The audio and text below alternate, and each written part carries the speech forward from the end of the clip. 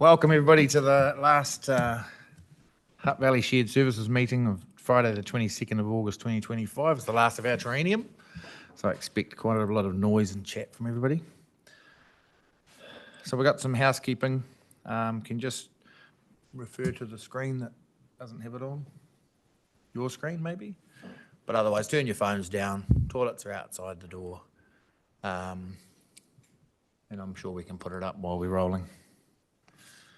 So we've got item 1 on our agenda today as our apologies. We've received an apology from Mayor Wayne Guppy and Deputy Mayor Swales is in attendance as the alternative. I move the apology be received and accepted, a leave of absence be granted for Mr Mayor Guppy. I have a seconder. Councillor Swales, all those in favour? I declare that carried, thank you. Got no extras, have we? We don't have any members of the public to speak today, so item 2, public forum. Move past that. Item 3, declarations of interest. Any new interests to be declared, please? If anything on this paper, you can declare it now. Are there any interests or declarations of interest? Nope. Item number 4, we've got the confirmation of the minutes. Record of the Hutt Valley Services Committee meeting held on the 2nd of May 2025. It's on page 4 of the agenda. Are there any questions about the accuracy of the minutes? Nope. So I'll move that the committee confirms the minutes of the Hutt Valley Shared Services Committee meeting held on the 2nd of May 2025, a true and correct record of the meeting. Can I call for a seconder? Councillor Newell, is there any debate? Then all those in favour say aye. Contrary, no. Declare that carried. Might be first.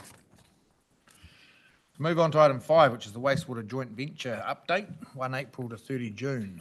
You had people come up. If you're new, if you can just introduce yourself before we begin. If not, welcome, gentlemen. We've met you before. Thank you, Mr. Chairman. Today we have Jeremy, Blair and Luke from Wellington Water who will answer any questions. I think Jeremy's got a few opening comments that he wants to make in terms of updating you on the report. Thank you. Thanks, Bruce. Kia ora, everyone. So just taking the report as read, just a few comments. There were 3 serious health and safety incidents outlined in the report. This has been a focus for Wellington Water and Veolia. In addition to investigating and responding to the incidents themselves, Veolia has put in place an additional full-time resource focused on health and safety for the Wellington region. For odour, there's been 1 odour complaint over the reporting period and none since. And there was the major shutdown completed during the reporting period. It's the first of at least 2 major shutdowns that are required. It was successfully completed and involved renewing key components of the dryer. Despite the potential for odour during the works, no complaints were received and the process remained stable throughout. The compliance status, right now the plant is compliant, but it has over the reporting period fluctuated in and out of compliance, and while it is currently compliant, sustained and reliable compliance won't be achieved until further renewals are undertaken. So happy to take any questions.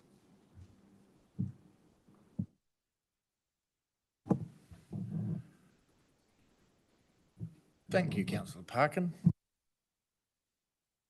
Thank you, Chair. Thank you for the report. Noting on the health and safety, the first 2 incidences have resulted in procedural change. Just wondering what the procedural change has been from the crane issue. Not so much a procedural change, but it was the cause of the incident was failure of the contractor to use a tool when he should have, instead of using his hand to test the tension of the chain. He used it instead of using a hand. He should have used a tool, a crowbar, such like, and that was recognised by the contractor during the reporting.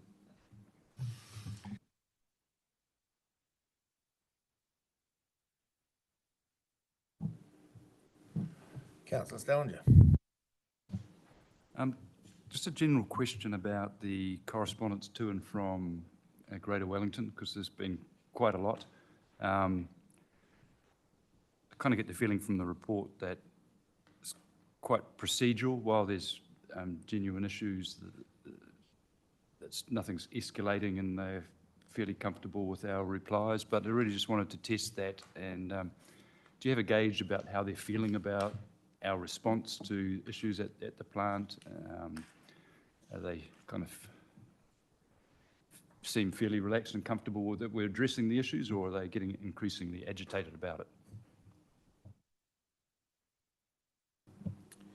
I think it's fair to say that they are losing patience, I guess, with the treatment plants in general in the Wellington region, and so, despite the big increase of investment in the treatment plants, it's going to take some time for those investments to be put in place, and so I guess the pragmatic view that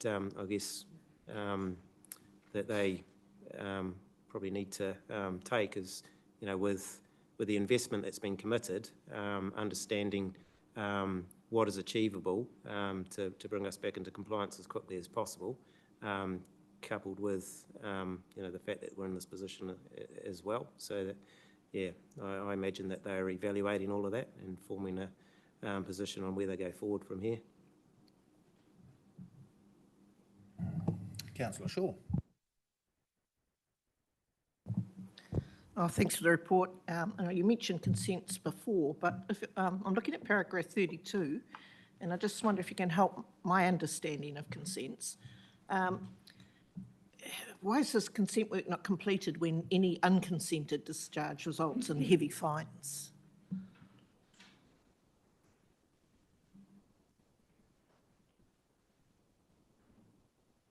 Paragraph 32, sorry, I don't have which page it's on. 13.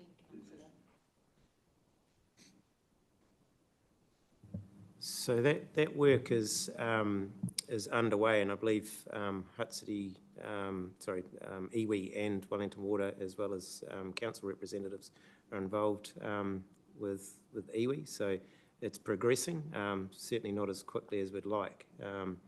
So yeah, I mean, it's there's multiple parties involved. It's just taking time. If I can just add to that, this piece of work is looking comprehensively at the whole network, because while the consents themselves are about the outfall and the overflow into the Waifatu, we need to look at the whole network, the whole system, and how it operates. And so it's quite a complex piece of work that needs to be undertaken, and it's still going to be another probably 12 months before we will actually get to some point that we're working on a particular strategy or how we're going to resolve it. But it includes the huge investment that's required to deal with the outfall pipe, and the fact that it's only working at 50% of current capacity, and what we're going to do about that, whether it's a new pipe or something else. So any unconsented discharges come with a fine? The overflows are consented, so even though the consent has lapsed, because an application was made for renewing that with a different solution, or a solution at that time that we thought could work, and as since we've decided it's not going to meet the current requirements, so it's on hold. So we actually are within the consent to have those overflows. So most of those overflows that occur, and for this period I think it was around 10, they are compliant. Can I just add a question to that? That compliance, the parameters around that have changed, haven't they, since the last consent to any new consents? Is that one of the main reasons for hold up? Yeah, the standards are changing all the time, and so that's one of the reasons why that wasn't proceeded with. And so that the overflow consent was putting a larger tank at Seaview, and then taking the overflow pipe and pushing it out further into the Hutt River. But that isn't going to comply with the new standards, so that's why we haven't proceeded with it. Yeah, thank you. That was my understanding. Is there any further questions? Deputy Mayor Swales? Thank you, Chair. I have a number of questions and I'll take them one at a time if that's all right. So question 11, paragraph 11, page 10, it talks about the monitoring of the unconsented discharge pressure transmitters. How long are we going to continue that monitoring? Is it just for a short period of time? Because I know that there's a lot of work that needs to be done on that.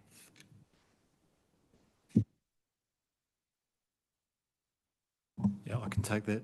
So the work on the monitoring, the initial investigation didn't produce any evidence of a fault, and so we're finding it difficult to understand why that fault actually occurred. In the meantime, we've shifted focus into some of the maintenance work that needed to be done on the outfall pipe just to retain its current operation, and that's been the focus of our team. Following the closure of the financial year and moving into the new financial year, we have asked our project teams to refocus on this particular issue so that we can understand it better, with the outcome desired of increasing the outfall capacity without increasing risk of leak.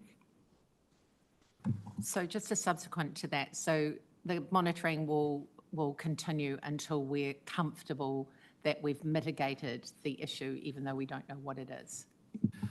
I guess it's fair to say it's not monitoring, it's more of investigating why we think it might have occurred. So the outfall pressure is monitored constantly. For some reason, the pumps in this particular occasion shut down due to pressure fluctuation, and we haven't been able to establish what caused that. My second question, through you, Chair, is on para 12, and it follows on from what Councillor Parkin asked. With the incidents that happened, were any of these reported to WorkSafe, and was there any commentary back from them around mitigation? Conversations with WorkSafe were between the contractor and Veolia and WorkSafe, and I understand that for all three incidents, WorkSafe were advised. I'm not aware of any outcomes or any correspondence from WorkSafe on those incidents. Thank you. My next question, I'm going to page 12, and it's around para 23, and it's around other treatment plant projects updates. Out of curiosity, with all of the work that's going on with the Seaview wastewater treatment plant, and it's identifying a number of issues in our CapEx and renewals. So my concern and my question is based on, so is a lot of this material and equipment sourced in New Zealand, or is it coming from overseas? And if it is coming from overseas, with the landscape and the country of origin that it's coming from, in the budgets, is that forecasted and appreciated? So big. I think, speaking generally, much of the equipment that we source for the treatment plant does come from overseas and from long distances overseas. We try and anticipate lead times and where the country of origin for that equipment. For example, with the aeration project at Seaview, we fast-track procurement of the blower equipment, which has a lead time of 9 to 12 months, and so that procurement is underway whilst the planning of the project is still being carried out. We have a firm understanding what type of blowers we need and the parameters that they need to operate to, so that allowed us to do that. In terms of contingency and cost contingency, that is built into our project estimates. It's fair to say that as you progress along a project plan and move into construction, then that can change. Methodology used to establish cost estimates is documented, and we follow that within Wellington Water, but it doesn't always mean you're not going to have cost overruns, for unforeseen circumstances or other things, such as fast-tracking equipment supply. So what I'm going to do now is I'm going to go to the dashboards, if that's okay, and in particular, page 23. So what I would like to ask the question on is the Seaview, it's the second one, the Seaview WP backup power source. So $6 million, so I'm looking at the financial commentary. $6 million in this, some of this might need to be carried over in the 26-27 year. So how much of this work do we think is going to happen in 25-26 in that project line? Because the dashboard only goes to 25-26, it doesn't go out any further. That project is still in planning currently.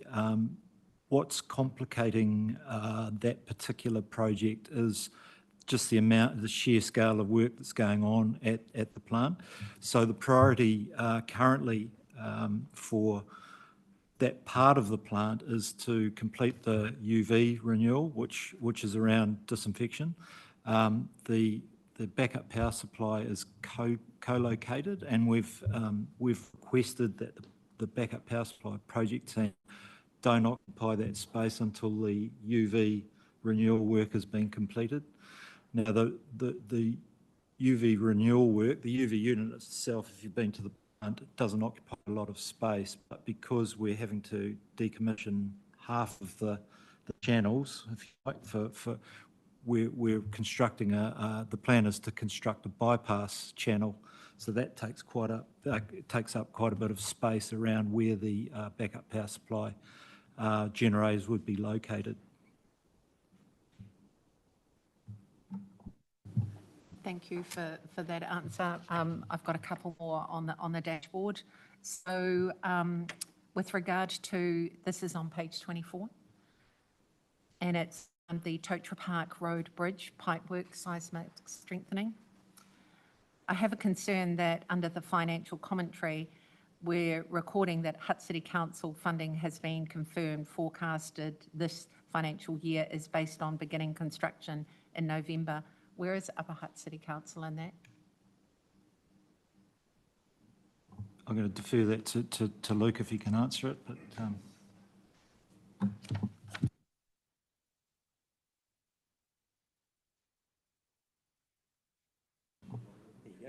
There we go. Thank you for that. Sorry, the Hutt City Council funding? The Upper Hutt City Council funding, it's not recorded in there. It just talks about Hutt City Council has put this money aside, whereas Upper Hutt City Council in this. I'm sorry, Councillor. I'm probably going to have to come back and clarify that for you.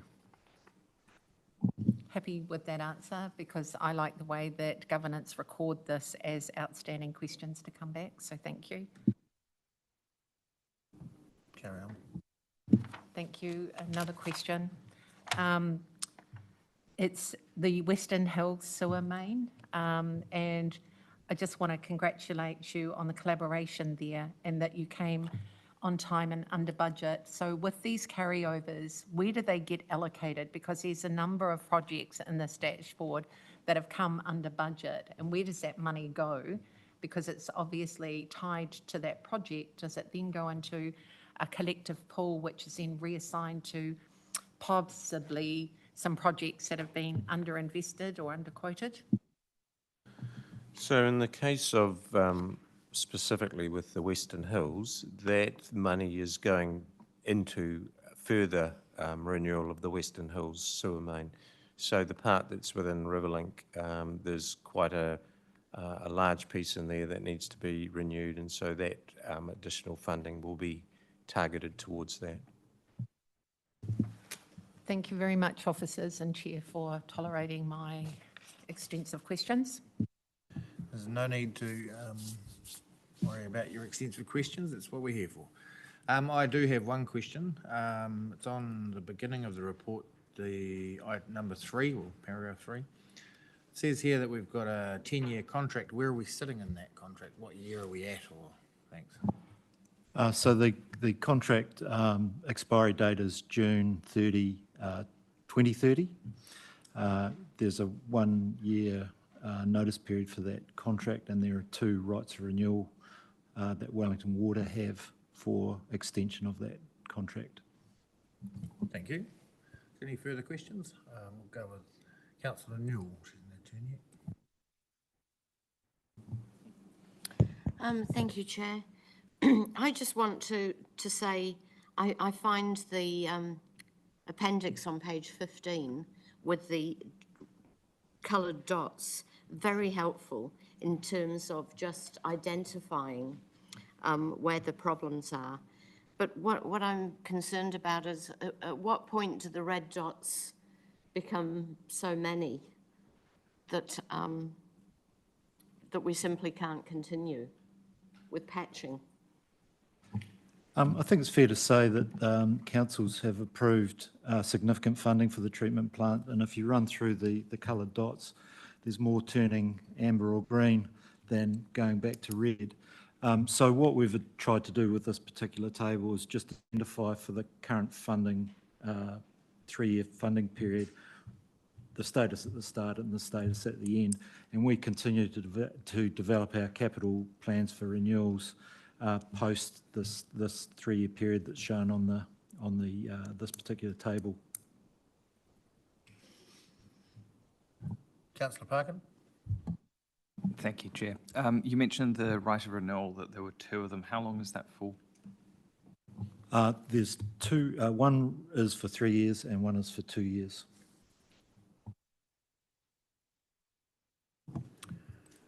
Is there any other questions? So I'll move.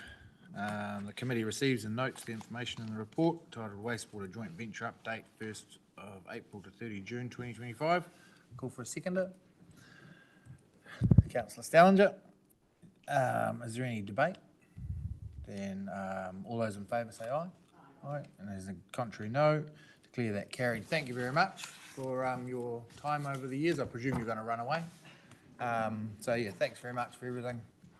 You've done it in pretty good spirits. There've been some hard questions asked over the 3 years, so thank you. All right. So we'll move on to item 6.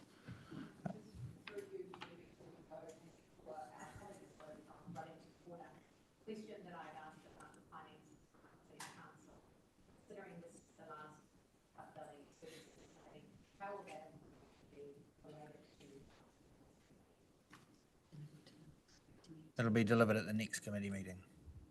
Which is in the next training? Yes. Okay. Thank you. Thank you. We could get back to you earlier when we get the information. Thank you. Thank you very much. Thank you, Deputy.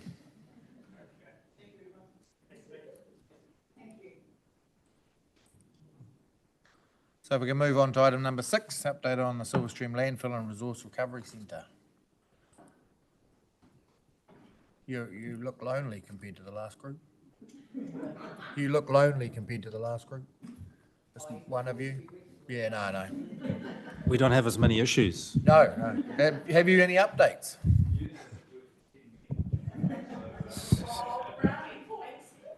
Okay, flattering me. Thank you, Mr. Chair. I don't have any additional comments regarding the paper, so probably best to hand over for any questions and then we can. I will call for questions. Councillor Shaw.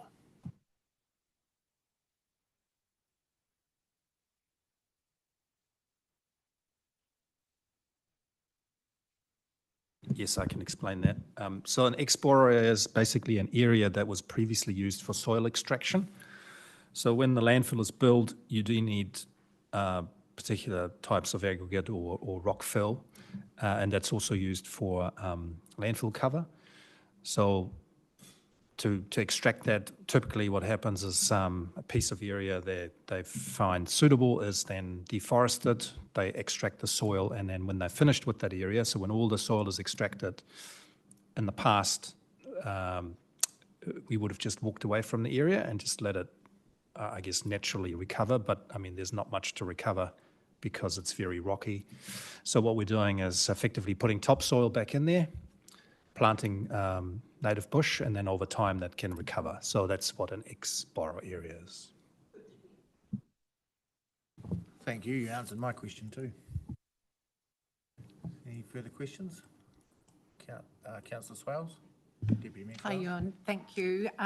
With regard to the electrification and the ability to do charging on site at the landfill, does that mean that everything is going to go electric, or are we still going to have, from a disaster recovery management kind of perspective, something that operates on both electricity and fossil fuel? So it's a transition. Over time, ultimately, the vision is that you would have a fully electrified site, but that's not going to happen overnight. So the first large electric yellow gear, as we call it, because they're yellow, will arrive on site in September. That's what Waste Management has advised us. And some of the electric rubbish trucks that are already being utilised for the curbside service. So there's another 6 to 9 trucks coming into our fleet in the next 6 to 9 months. Some of them will probably also charge at that hub. So that's kind of phase one. Phase two is then to look at electrifying other equipment. So for example, the heavy vehicles that go from the transfer station down to the tip face and back up, they definitely have good potential for electrification. Other equipment is likely to be a little bit further off. So for example, the compactor, that's a 50-ton piece of equipment. It's diesel operated at the moment. It's very heavy. It can't actually physically go to a charging station. You have to take the power to it. So that's probably at least 3 to 5 years away from actually, transitioning that to electric. So it's a as fast a transition as possible, but we won't have a fully electric site for some time. In terms of disaster and emergency management, in some ways, there's power being produced on site. The charging station is connected to the grid. The grid is usually up and running reasonably quickly after certain events. It probably depends on the size as well. So there may be some disruption in the very short term, but just because it's electric equipment doesn't mean, it's not resilient. And in fact, when you look at things like generators, a lot of, for example, the Lower Hutt community hubs, and I'm assuming it's the same in Upper Hutt, will be able to run on a generator in an emergency, but of course everyone will want an emergency generator in an emergency, so that doesn't mean you can then find one. So having solar PV batteries actually in some ways provides more resilience than just running on diesel. Oh, I have a couple more, if that's all right. Ewan, thank you for that explanation. And what I'd like to ask you about is para 18, and it's on it's just above the EV charging. And so when we talk about the diversion rates of green waste that we've received at the transfer station, and then we talk about it's diverted to composting, is that done on site or is that done off site, the composting of the green matter?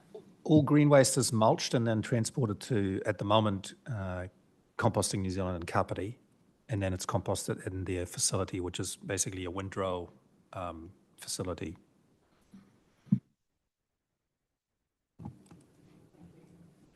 Councillor Parkin.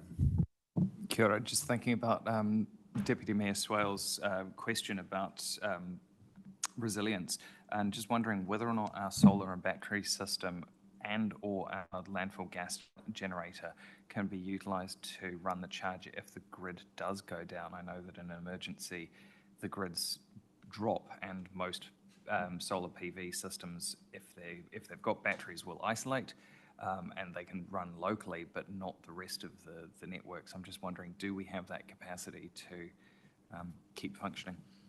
This is something I'd have to check up and follow up on. So I don't know the answer to that. What I can say is that effectively the charging station or the EV charging hub is effectively taking power literally 5 meters down from where the power plant connects into the grid. So for all practical purposes, the electrons that are being fed into the vehicles will be, coming out of the plant, more or less. But what happens, whether there's a way to actually keep it operating if the grid is down for extended times, I don't know that. I'll have to follow that up. Councillor Swales? I just want to take this opportunity that, Ewan, with the links that you put in here as an alternate to this council makes it really easy for me to come up to speed, to come and sit in when I need to be an alternate. So thank you for those links into the Hutt City Council committee meetings. I find them really helpful. Is there any other questions?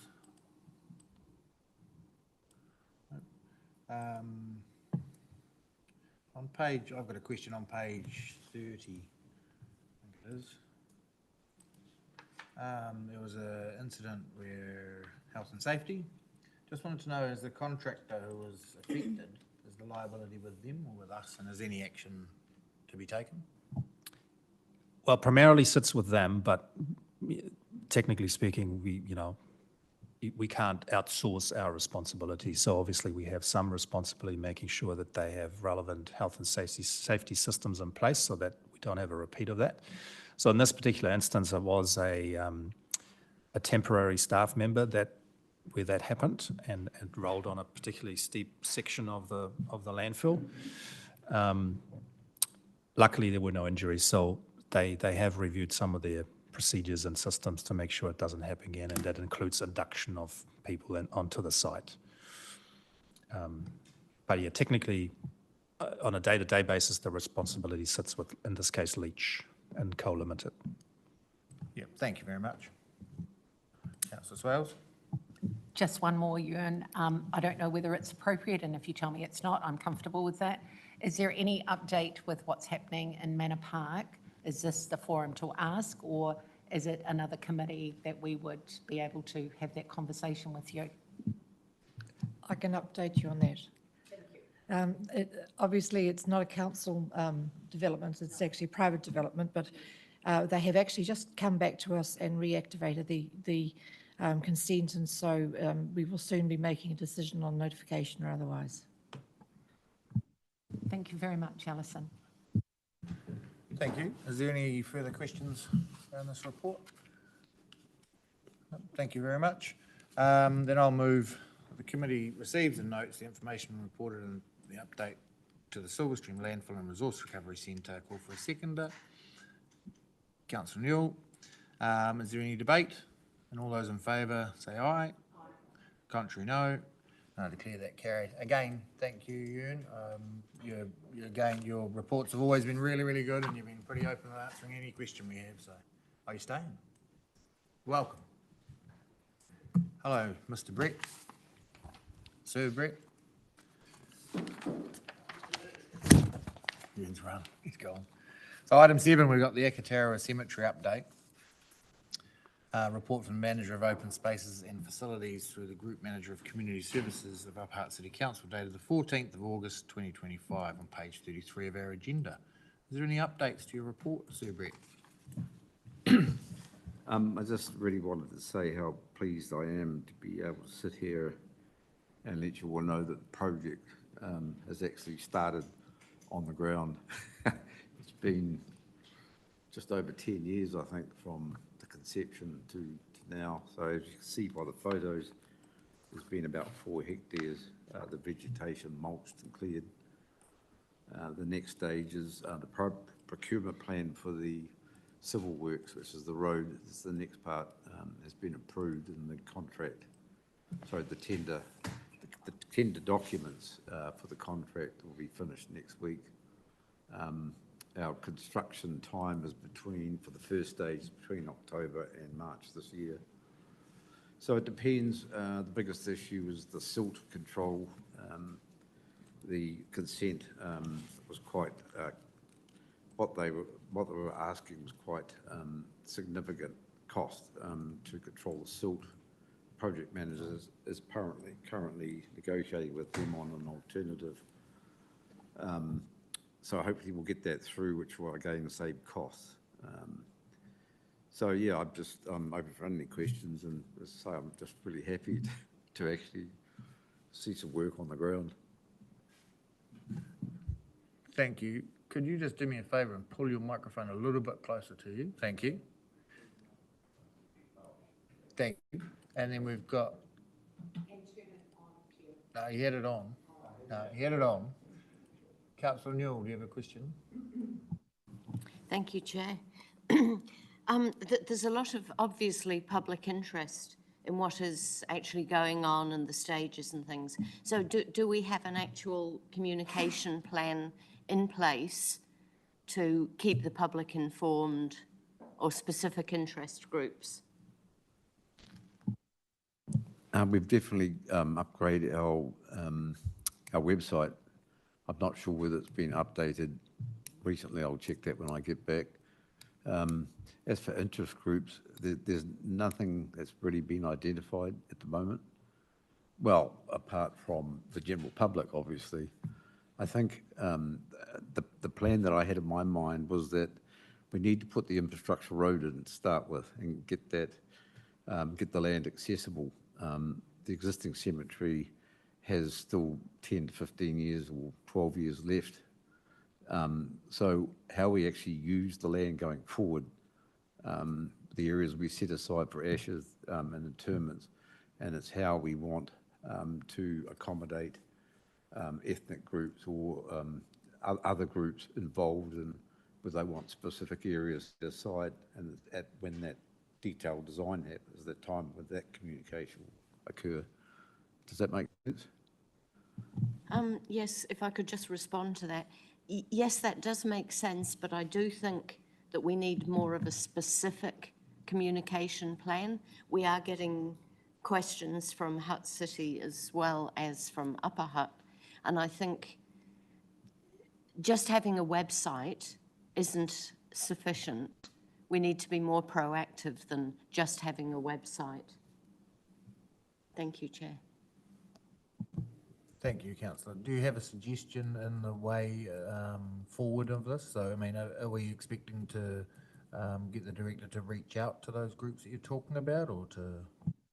I think we need to include some professional advice from our communication experts in-house and bearing in mind budgets. But I think our communications people should certainly have an idea of stakeholders and how best to communicate with particular stakeholders. Thank you. I can see Brett frantically writing. So, Councillor Shaw. Perhaps just to add to that before I go to my question, maybe, I mean, I think the dashboard's really good, really clear reporting, possible use of the dashboard pretty much says it all, something that can be communicated to those groups. But just a thought. Anyway, just going to my question, page 34, a lot of work's been done, good work on that. The capacity's gone from 56 years to 140 years, and I know that there's been a lot of work on predicting these figures. We're pretty confident on the numbers, are we, in terms of, because there's such a big variance from before to now. We're pretty happy with where we're at about those predictions.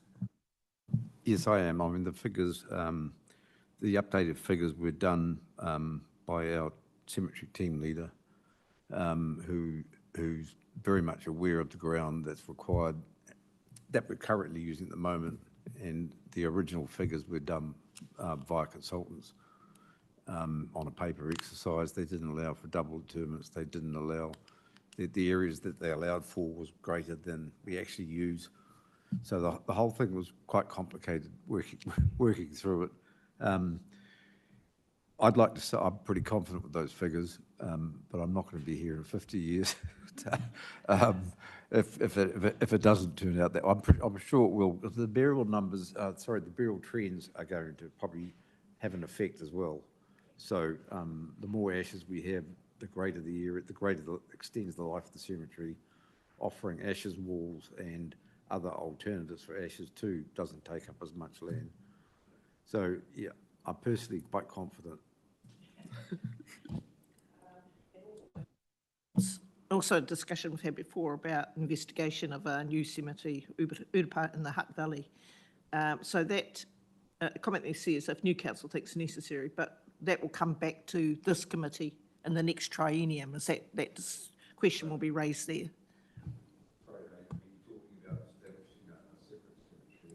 The discussion, yeah, discussion on it. Sorry.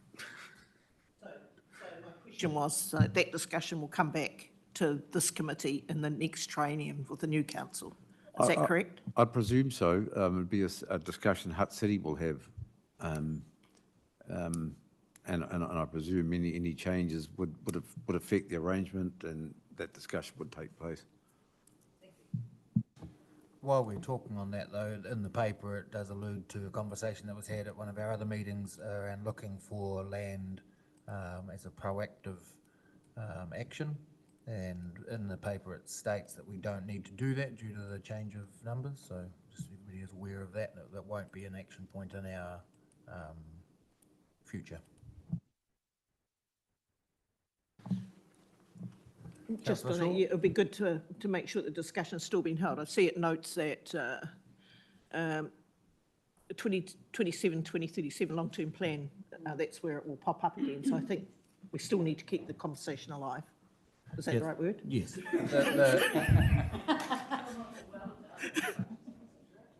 The conversation that we were having was to try and explore the option of looking for land proactively, because the cemetery life was so short. So this is now letting that rest until the requirement is there.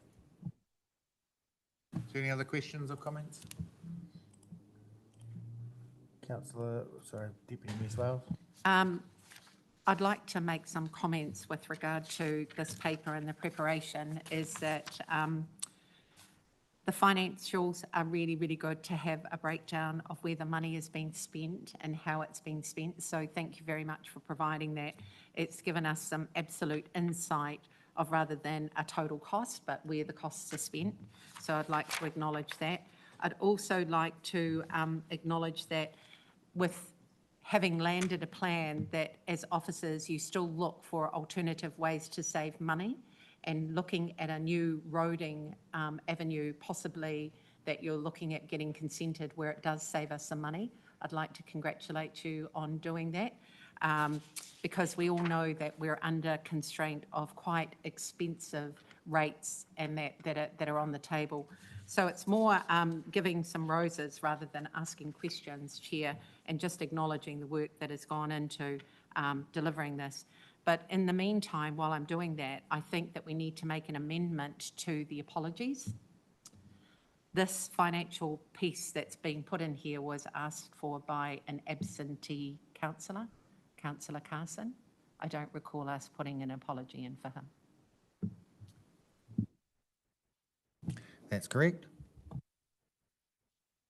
I'm happy to move that he's not present when it comes to.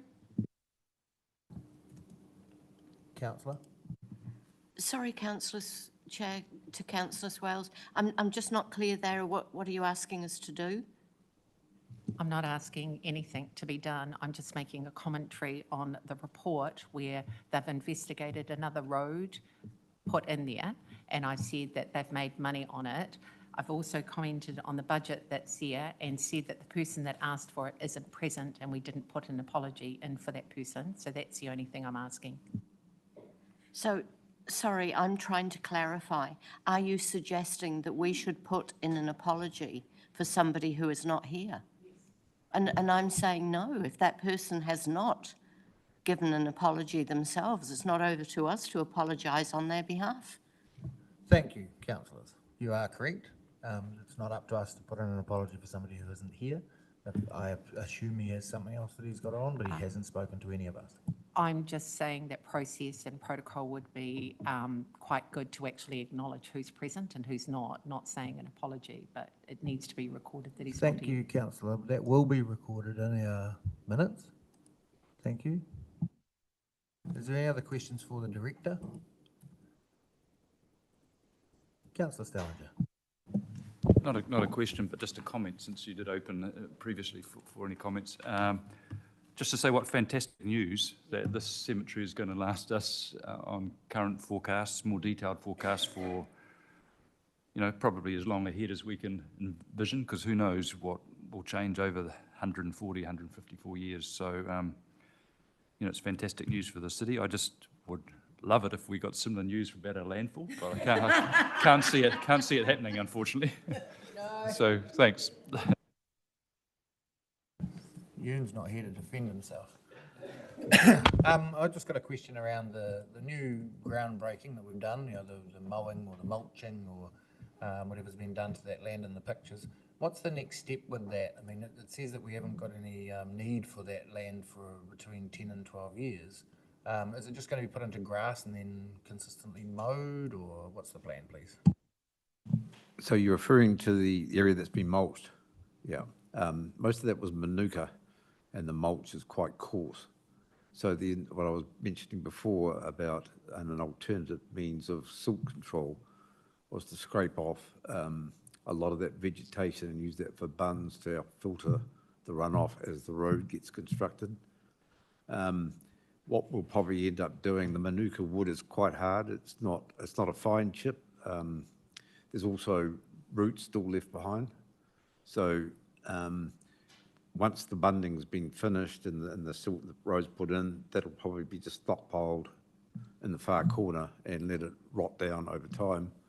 And we'll probably have to go through and root rake that 4 hectares to pull out the roots that are in the soil. Though they will rot down over time, but if we want to start using it 10 years, and then it'll have to be just levelled and sowed and then maintained as part of the cemetery operation.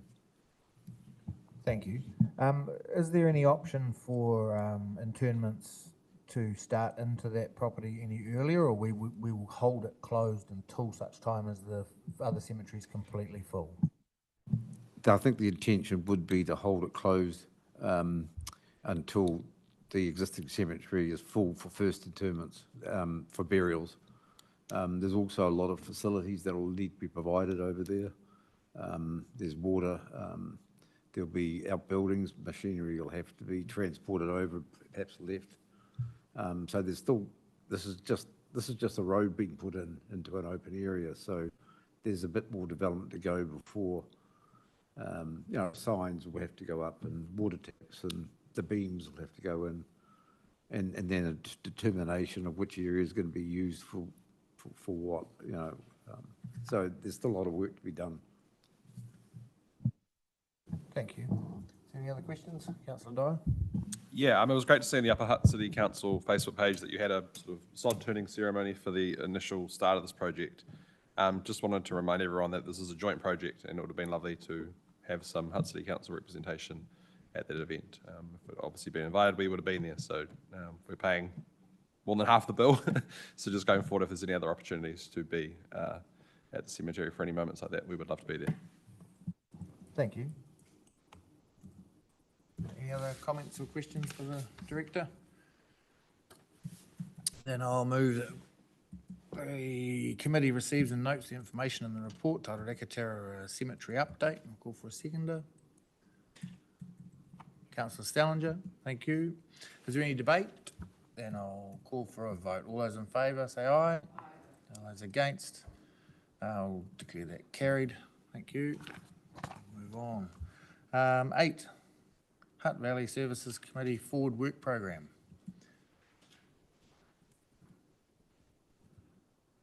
It's a report from Upper Hutt City Council Governance Advisor updated on the 1st of August 25. Hey, Brett, before you run away, thank you. Thank you very much. Sorry, Chair. Yes. Brett, before you go. Sorry, Brent mentioned to me that he's leaving at the end of the year, and I'm just wondering if we can put a vote of thanks from the Shared Services Committee, because this is obviously the last time this group will see you, and yeah, if that would be appropriate, Chair. Thank you. Brett, apologies. I didn't mean to throw you under that bus.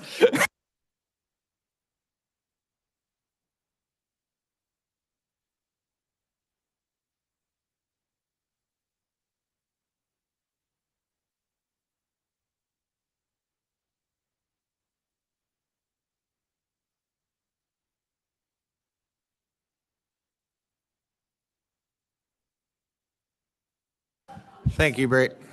Thank you. What size shoe have you gone up to? So any updates on that report, governance? Any discussion around the considerations for the forward work program? Councillor Dyer. Yeah, one thing, obviously it only goes up to December. One thing I think would be quite useful for this committee, possibly December, maybe it needs to wait a little bit longer, is just the future of this committee. Obviously, we've done this review in this traineum. The response was basically, it's in legislation, this committee has to exist, so it's not even worth exploring any further conversations.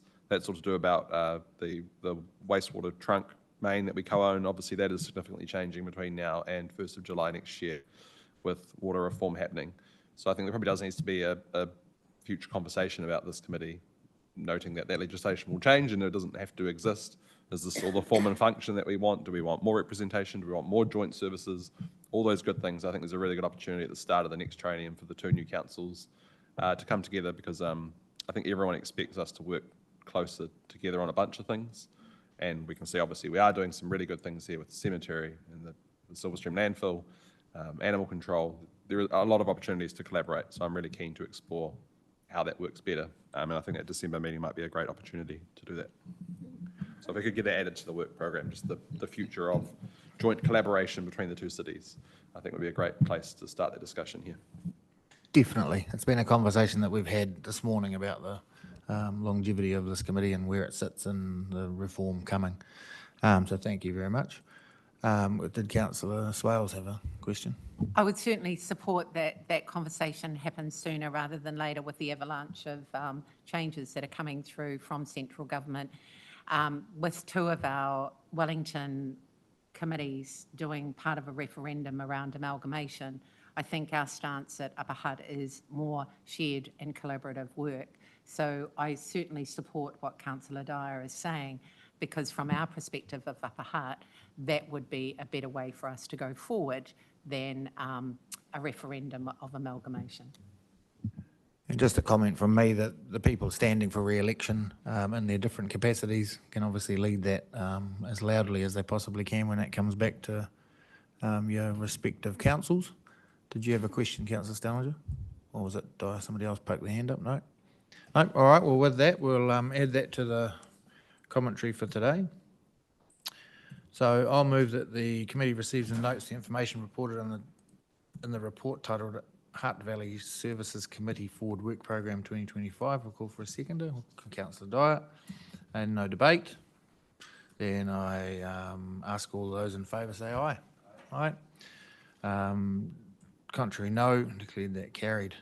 So before we close, I'd just like to thank everybody for their attendance this traineum and my co-chair.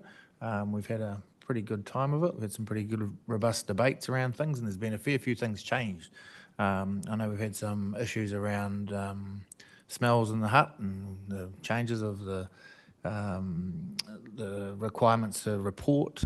We've done some pretty pushy stuff with Viola and Wellington Water to make them come to the party, and even reporting on the last Akatārawa cemetery update with the financials changing and that sort of thing. So, I mean, we've done some stuff. So thank you very much. I declare this meeting closed. Councillor. Thank you.